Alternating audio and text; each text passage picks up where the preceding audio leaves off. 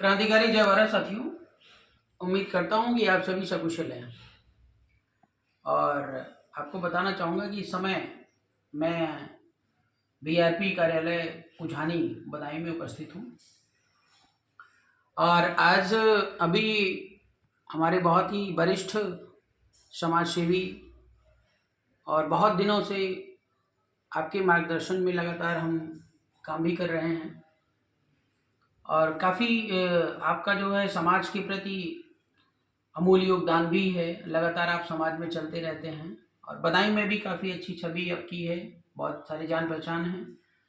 और आपके सामने हैं माननीय श्यामलाल मौर्य जी। और आप रहने वाले जो है प्रतापगढ़ के हैं और वर्तमान में शायद आप हरियाणा में रहते हैं सर? राजस्थान में रहते हैं।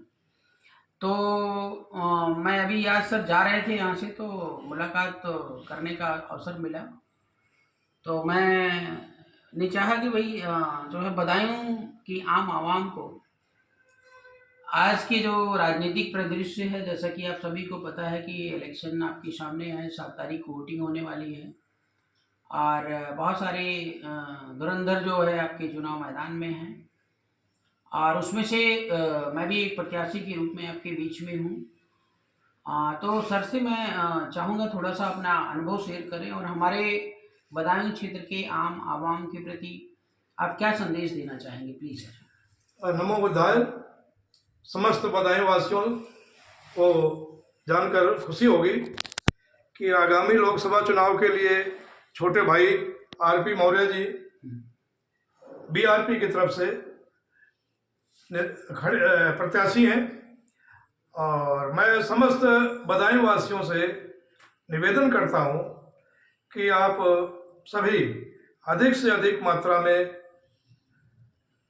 बीआरपी को वोट करें और सपोर्ट भी करें, ताकि आपको एक नए प्रकार की राजनीति जो कि वास्तविक लोकतांत्रिक तरीके की राजनीति है उससे आप लोग वाकिफ हो सकें। अब से पहले बहुत सी पार्टियां हैं, समाजवादी पार्टी है, कांग्रेस है, बीजेपी है, इन सब को आप सबने देखा है। आप सबसे मेरा यही एक अनुरोध है और विनम्र निवेदन भी है कि आप बीआरपी को एक बार अवश्य मौका दें और आपको कभी निराश नहीं होना पड़ेगा।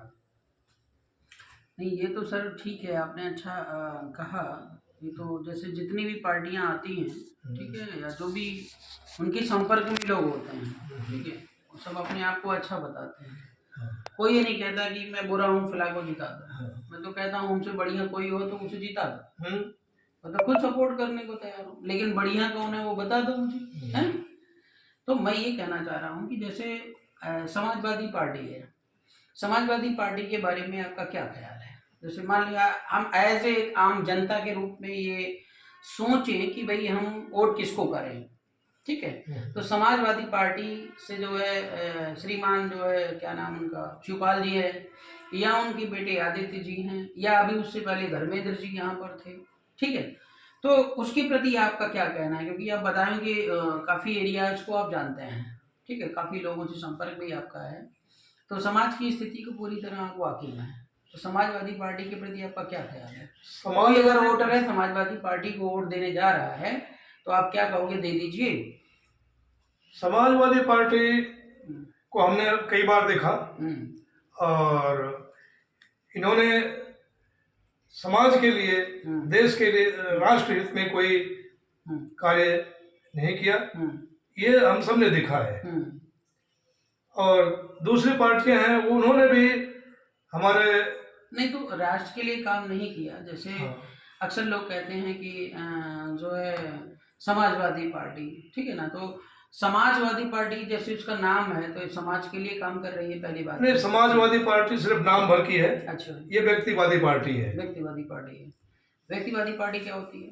व्यक्तिवादी पार्टी मुलायम सिंह की थी और अब उसमें उनके बेटे अखिलेश जी है। अच्छा, और व्यक्तिवादी पार्टी परिवार उन्हीं के परिवार के हैं। क्यों, यादवों के लिए तो जो है अखिलेश यादव जी ने बहुत सारे काम किए होंगे मेरे हिसाब से अपने पूरे क्षेत्र में, उत्तर प्रदेश में या बदायूं में ही मान लिया जाए तो केवल एक ही समाज नहीं है, एक ही जाति नहीं है, हाँ, समस्त जातियां हैं, सबका साथ लेकर के चलने वाले भाई आरपी जी हैं।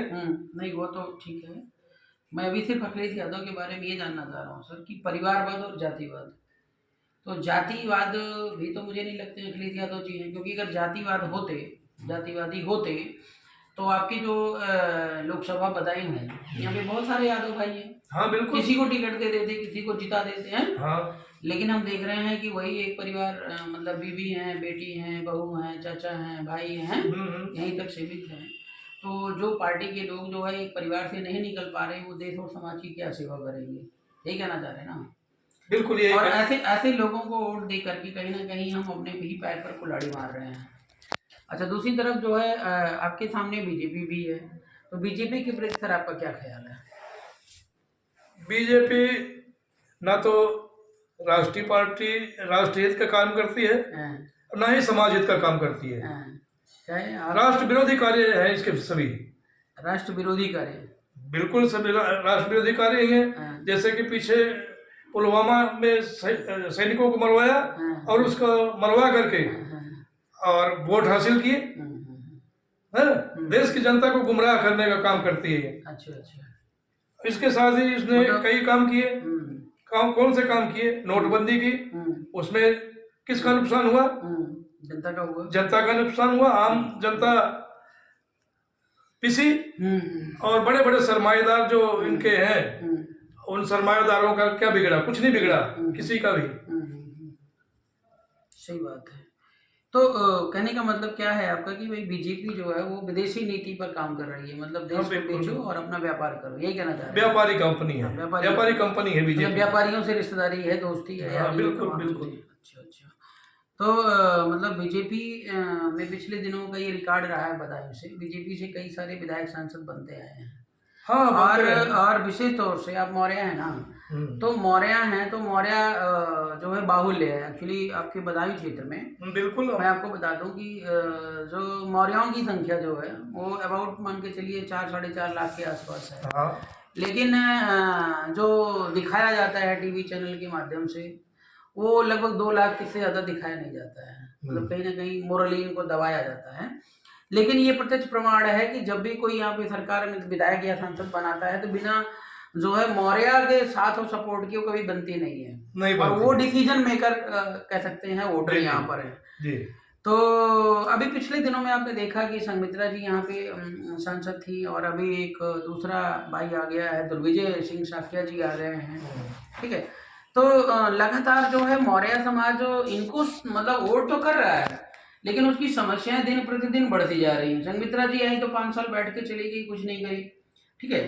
तो अब दुर्विजय सिंह जी आ रहे हैं, या मान लो जीत भी जाते हैं यहाँ से थोड़ी देर के लिए, या समाज इनको सपोर्ट करे, तो बताओ ये क्यों करे और क्यों जिताए? क्योंकि संघमित्रा बीजेपी से ही थी, और जब संघमित्रा जी का रिकॉर्ड खत्म हुआ, मतलब रिकॉर्ड डाउन हुआ या समाज में थू थू होने लगी, तो इनको ले आए। कल इनकी थू थू होने लग जाएगी तो किसी और को ले आएंगे, उसकी थू थू होने लगी किसी और को ले आएंगे। तो मतलब इस तरीके से समाज कैसे कब तक धोखा खाता रहेगा? ये तो समाज को और यहाँ की जनता को सोचना है कि हमारा हित कौन कर सकता है। ये इन पार्टियां तो यही कहती रहेंगी कि हम सबसे अच्छा हम ही काम करते हैं, परंतु हमने तो ये देखा है कि ये सब अपना अपना ही उल्लू सीधा करते हैं, बल्कि जनता का कोई भी कार्य नहीं करते हैं। जनता का कार्य करने के लिए भाई आरपी जी आपके तो आपका ये कहना है, आपका आशीर्वाद है कि जो है हम लोग जैसे प्लानिंग बना लिए हैं चुनाव लड़ने के लिए। एक्चुअली साथियों मतलब जो जितनी भी सीटें अगर हम देखें पूरे उत्तर प्रदेश में नहीं पूरे इंडिया में, तो सब जो है चारों तरफ घाघ बैठे हैं, मतलब एक तरफ तो सांपनाथ है और दूसरी तरफ नागनाथ है।